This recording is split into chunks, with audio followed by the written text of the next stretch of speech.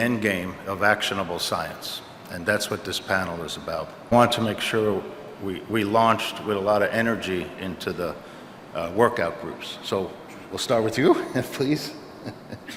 Thank you, Kenny. I'm still wrapping my head around the fact that our GPS infrastructure is the single greatest point of failure for humankind. I mean, I'm completely aware of data and its importance in our future, but I had never thought about it in that context, and that's a little scary, actually. My name is George Travail. I am CEO of a global sustainability consultancy called Councilfire. I think I'm here today to principally represent the private sector. Our organization is sort of a private sector manifestation of what I think the Collaboratory is all about. We lead large-scale collaborations amongst multiple sectors across the world and across a wide array of issues, many of which are driven or centralized around climate and climate change. Things like data, things like science, things like private sector behavior, profitability are all central to the work that we do. I'm not a scientist, I'm a lawyer, so I tend towards the policy and the collaboration side of the spectrum. But all of these things are merging in a way that we've not seen before. Councilfire has been around for 20 years. We've been working on these issues first domestically and across the world in that time period, and we've seen this incredible consolidation of these issues into the consciousness of our clients and of people around the world. For us, it's fascinating that there's this combination of environmental, economic, and social impact in the policies and the infrastructure that supports that, with collaboration, deep collaboration, driving mutually beneficial outcomes.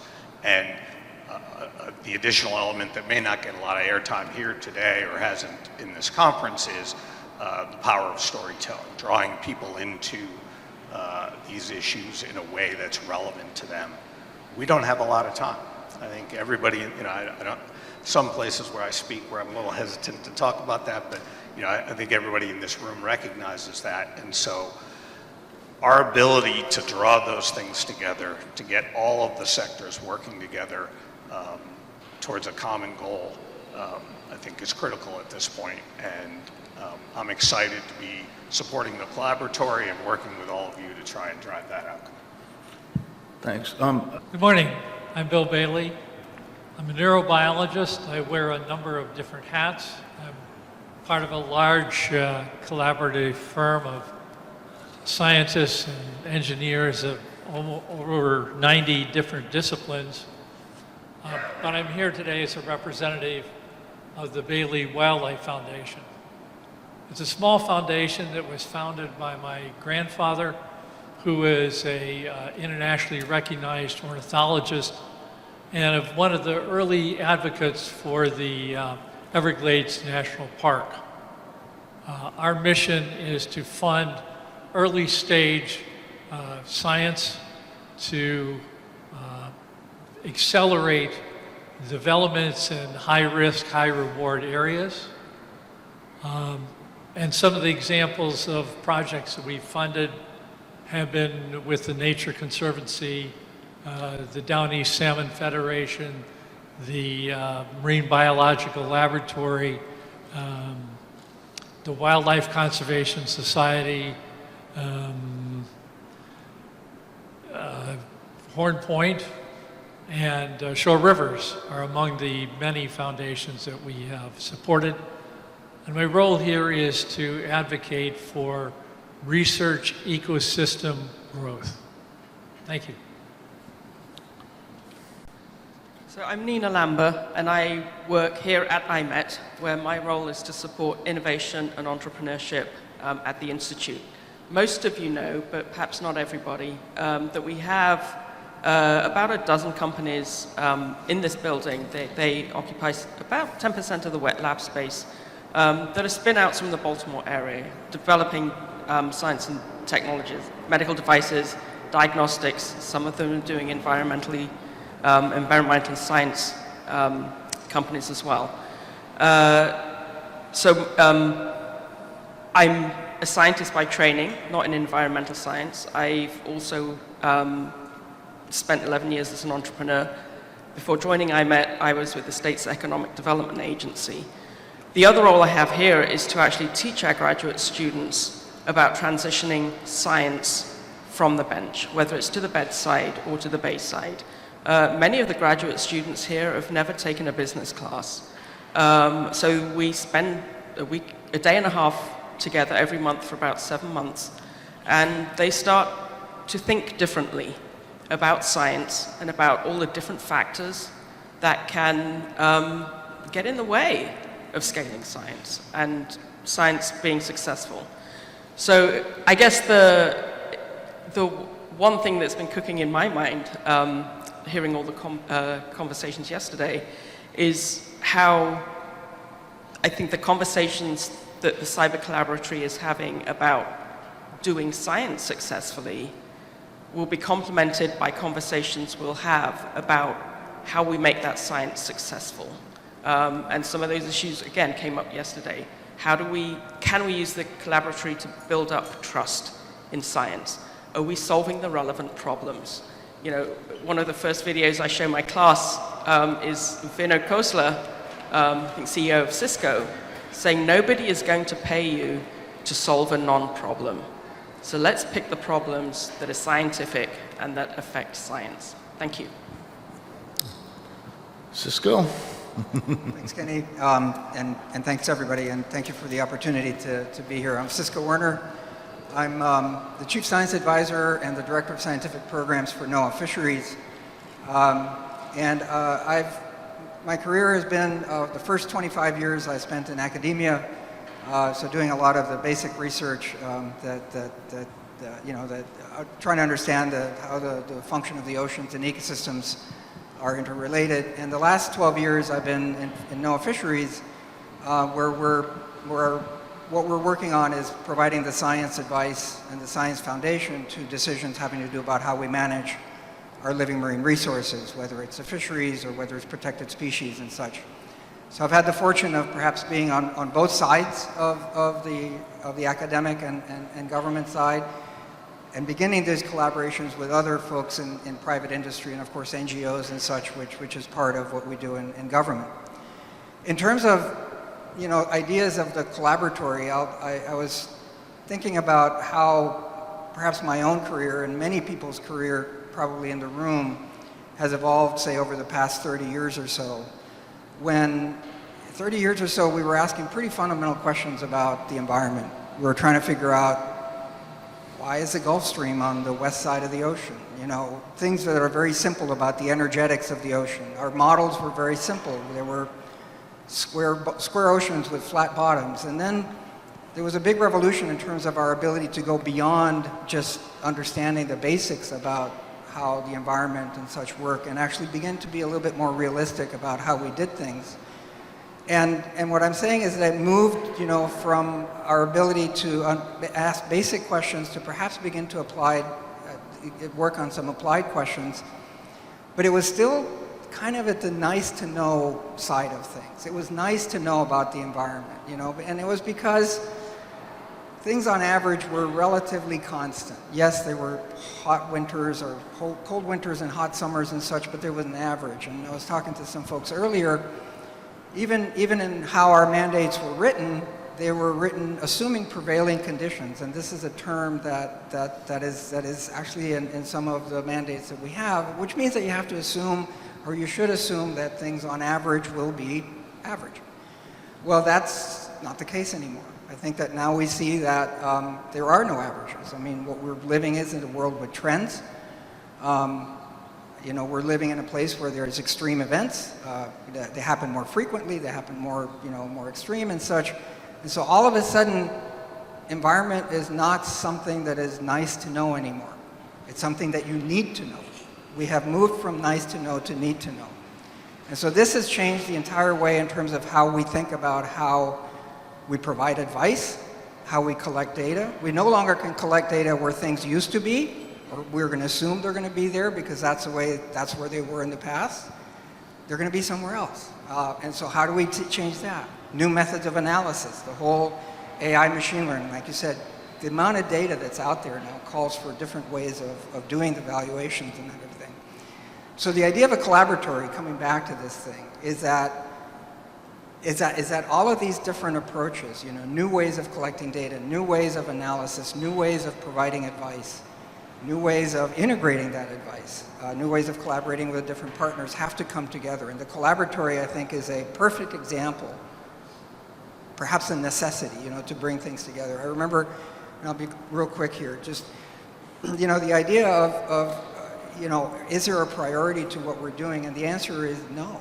We kind of have to do it all right now. And again, the Collaboratory is a place where all of these different approaches can coexist, need to coexist, kind of like in the movie, right? Everything, everywhere, all at once. This really is a place where, it's important to bring folks together. And I think that, I look forward to the conversation today. I'm sorry I missed yesterday, but the Collaboratory is a perfect place for all of these efforts to come together in a natural and necessary way. So thanks for that, Ken. Thanks. Hi, good morning, everyone. I'm Ted Grantham. I'm a professor of cooperative extension at UC Berkeley in the Environmental Science Policy and Management Department.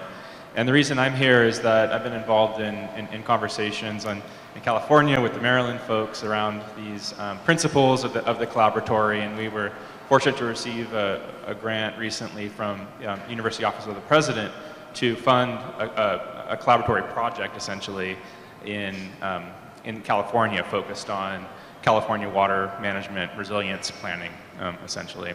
And we brought together experts from across the professors and faculty across the UC system, and partnering with agencies, NGOs, tribes, community groups to really engage in a sort of participatory model of envisioning and evaluating alternative futures for the state. And all of this work is really grounded, I think, in the principles of the Collaboratory that have been articulated here.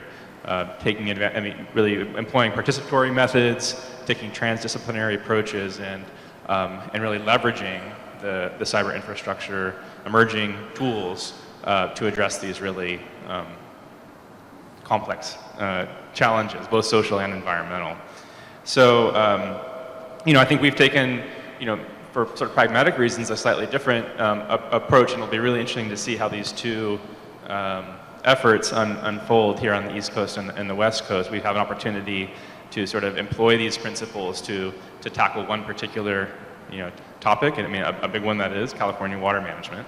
But it'll be interesting to see, as this Collaboratory unfolds, what key topics you'll engage with, and hopefully there'll be a lot of co-learning along the way. So thanks. There are 3 questions we'd like to get through, if we can, and I'll just ask for volunteers on those. And one is the theme of the panel. In your experience, what are key features that enable the science to be taken up effectively into either management, regulatory, policy? What kind of features? Is it the messenger? Is it the way the message is done? Is it, and I will say trust is clearly underlying all of that. But in a more practical sense, what have you found is very helpful to make sure that when we get all done, it's used effectively, the products from, let's say, the Collaboratory effort? Cisco, that is your whole field, right? By the way, go Orioles. The tie was not random this morning. I think that from my standpoint, and I'll just pick, there's many ways to answer this question, but right now, predictability is, I think, a way to make sure that science becomes actionable. As for the reasons I said, right? We are now living in a world where trends dominate what we see, right? Nothing is average anymore. And so I think that folks now are seeking to make decisions based on information that requires some kind of predictability and some measure of uncertainty with what we do. Whether it's, I'll just speak very specifically in fisheries, you know, knowing where to fish, how much you can fish, you know, the kind of investments that you might make in a fleet or a seafood processing plant and such, is something that depends now on our ability to say something about 5 to 10 years from now with some measure of uncertainty.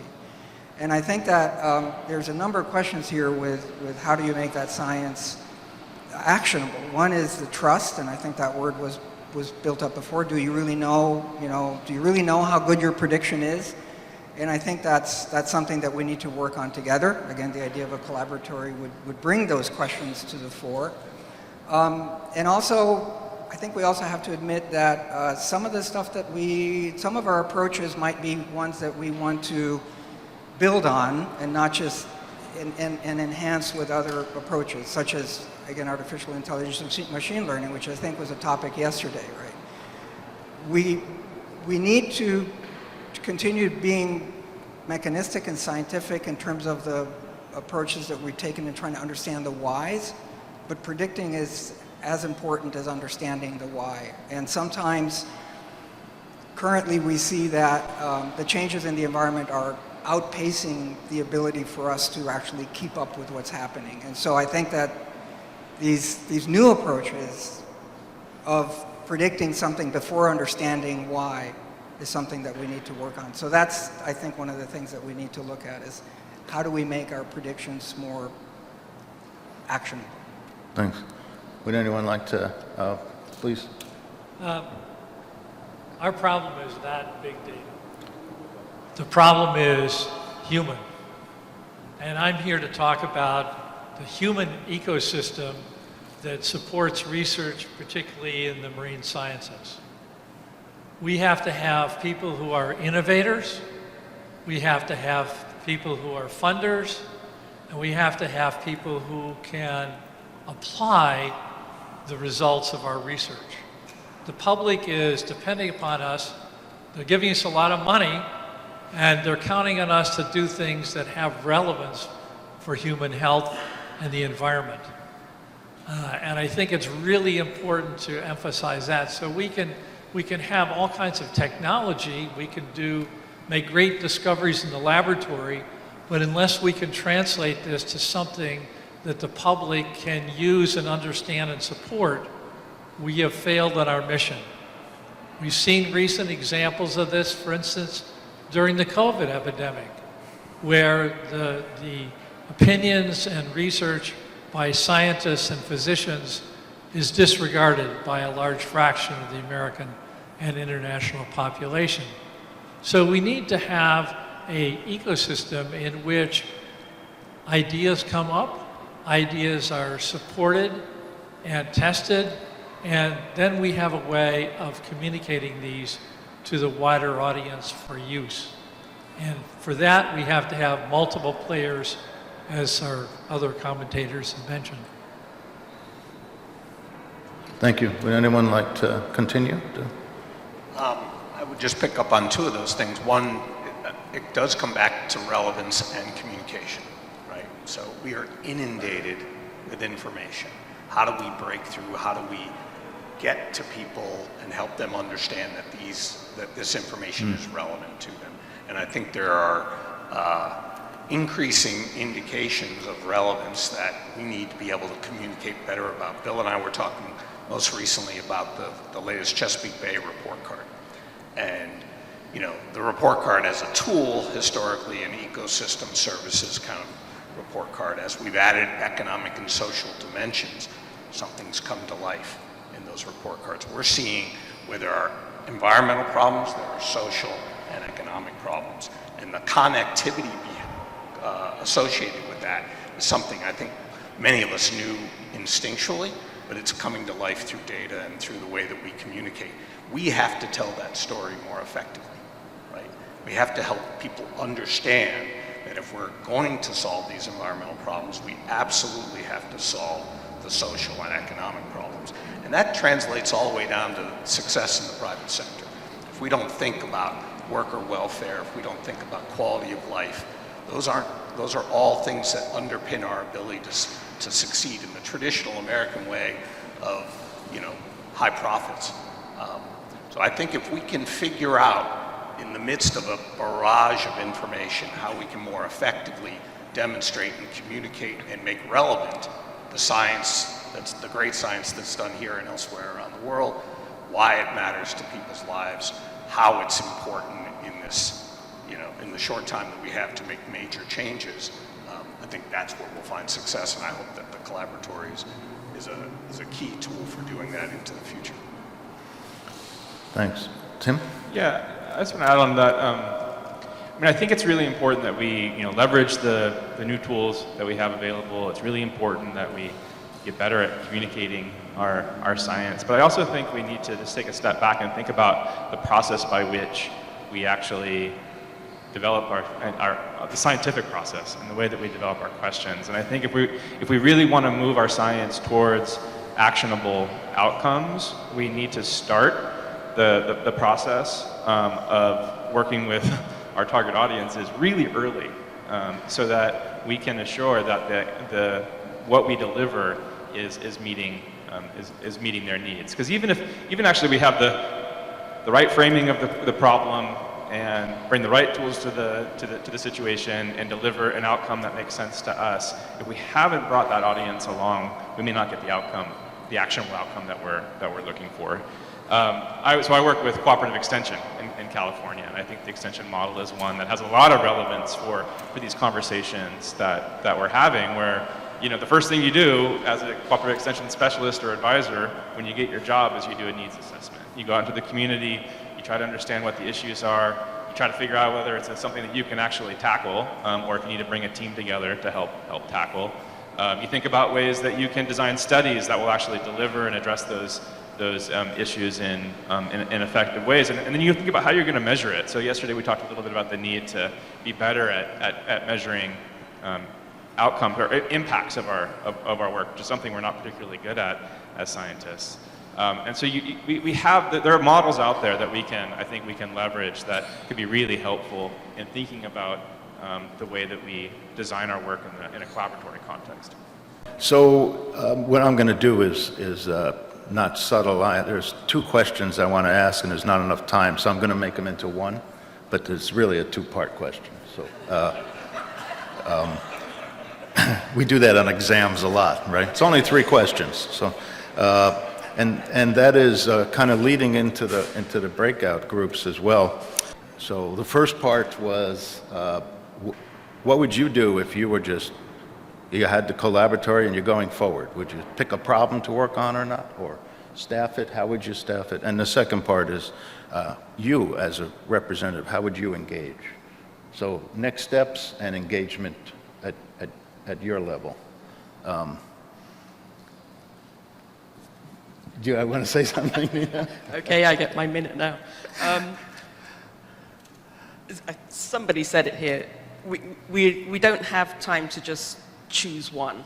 We kind of have to work on it all simultaneously. And how I think as scientists, we also need to recognize we need a more adaptable set of skills. I think objectivity has always been really important to us as a scientist. This is kind of the hallmark of the data, the process, the way we conduct the experiments. And for a long time, we've believed the truth will prevail, right? The truth will speak for itself. But I think in this misinformation culture that we're in, I think, if nothing else, it shows that making things personal, and it's about personality as well. And so how do we as scientists move a bit beyond our comfort zone, not sacrificing objectivity, but being able to engage and make things relevant, and essentially build up that trust that we're all concerned about as scientists. We are part of the solution, not just from a data perspective, but from a messenger and a relational aspect as well. Thanks. Would anyone like to, so it's 2 parts. What should we do next, and how would you like to engage with it? I mean, I guess I can add. From my perspective, it is well, while we do need to work on many issues, I think it is helpful to try to ground these principles of the collaboratory around a particular context or many contexts. And so thinking about what are the big issues that are important to the community, important to the agencies, important to the scientists working in the field, and really trying to tackle them a big issue head on, I think would really help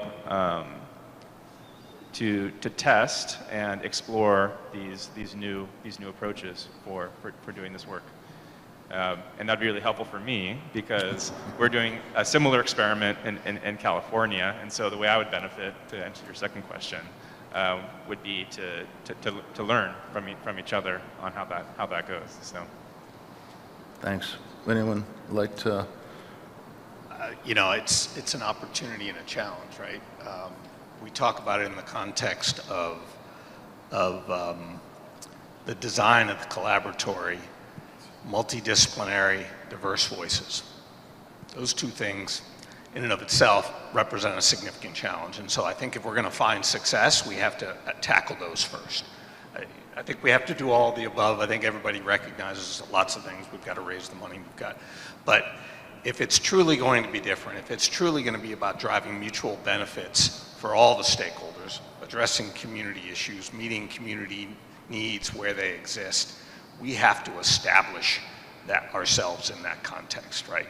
So we have to be able to demonstrate that we're going to work across disciplines, we're going to work across the variety of issues that face us, and that we're going to be engaging folks with an eye towards mutual benefits, right? And we can't figure out, we know as scientists, we know as policymakers what we think are the core issues, and we've worked on those for years, but we can't know precisely what's most important to these communities unless they're at the table, unless those diverse voices are represented, and that they're there from the very beginning.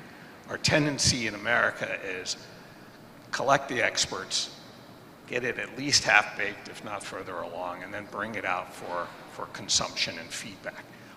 We're going to reset the approach with the collaboratory and engage folks from the beginning. And I think that there's not a lot of specifics to that, but I think that's where we have to go at the outset. And we have to communicate it very effectively. I would like to add to that, that I'm sure all of you have faced the problem of how do I make an impact? I try and influence my friends and coworkers around me. I influence the people in my organization. But ultimately, we find that there's a limit as to how far that local impact is. So if we really want to have a global impact, we have to have larger groups of people pulled together. And I think this type of Collabrium is the example of how we do that. And the other thing that we have to do as scientists and policymakers is to go beyond simple just coming up with the answer.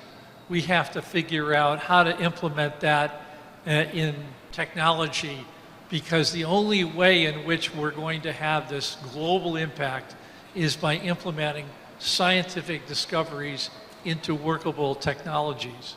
And we saw the example this morning about GPS and analysis of spatial data. We need to do that for lots of different things. And part of the problem is, as scientists, we have to give up our ego about doing things that just concern and are of interest to us. And we have to band together and find out what other people are doing so that we can all together work and go in one direction and have an impact. If everybody's going in a different direction, our impact is going to be close to zero. So we have to start deciding on what is the right direction that's going to have the biggest payoff and get behind the people that are doing that. So building on what folks have said, I think one important thing that was said was how these problems really need to be more personal than what they are, right? I think that, we haven't personalized the challenge of how do we solve the problems that are ahead of us. I think that as scientists we talk about 1.5 degrees, and that's a right measure. I mean, that's a huge amount of heat, right? 1.5 degrees globally is daunting, but it doesn't mean a whole lot to a lot of people unless you make it more personal, something that is a little bit more local, more tangible. And so I think part of the Collaboratory has to include that social, institutional communication part of it. I mean, we talk a lot about the natural science, ecosystems and such, and somehow the human part, which is part of the ecosystem, which is part of the social science, is somehow not, at least in many of our approaches, as fully integrated as it is. And it's a hard problem because it's a different jargon, it's a different way of communicating, but I would say that the Collaboratory should have as a core element that social part, because not only is it a matter of communicating what we're doing, but also the solutions are going to come from changes in institutional and social structures, not necessarily of the environment. So I would say that having that as a core of it, I think would be important.